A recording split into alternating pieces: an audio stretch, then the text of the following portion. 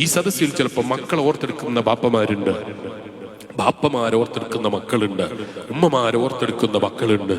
വേല കേൾക്കുന്ന വിശ്വാസികളെ, ഇതുപോലെ 2-3 ദിവസം കഴിയുമ്പോൾ ഏതോ ഒരു വേലിന്റെ സദസ്സിലോ എവിടെയോ വെച്ച് സ്മരിക്കപ്പെടുന്നവരായി ഞാനും നിങ്ങളും മാറാനുണ്ട്. നമ്മളില്ലാത്തതിന്റെ പേരിൽ വീട്ടിലൊന്നും മുടങ്ങാനില്ല. നമ്മളില്ലാത്തതിന്റെ പേരിൽ നമ്മളെ മക്കളെ വിവാഹം മുടങ്ങപ്പെടുന്നില്ല. നമ്മളെ വീട്ടുകളിൽ ഉണ്ടാകേണ്ട ഒരു സന്തോഷവും ഞാനില്ലാത്തതിന്റെ പേരിൽ എന്റെ വീട്ടിൽ നടക്കാതിരിക്കൂല. 40 കഴിയുന്നത് വരെ അവർ കാത്തിരിക്കും.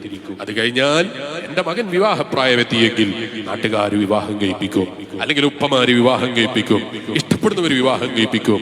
എന്റെ മകൻ എന്റെ വാപ്പയില്ലല്ലോ, അതുകൊണ്ട് എനിക്ക് വിവാഹം വേണ്ടെന്നവൻ തീരുമാനിക്കില്ല.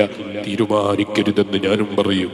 എന്റെ സാന്നിധ്യം അവൻ ഇഷ്ടപ്പെട്ടെങ്കിലും അവന്റെ ഇഷ്ടത്തെ പരിഗണിക്കാൻ എനിക്ക് പോലും സാധിക്കാത്ത ദിവസം.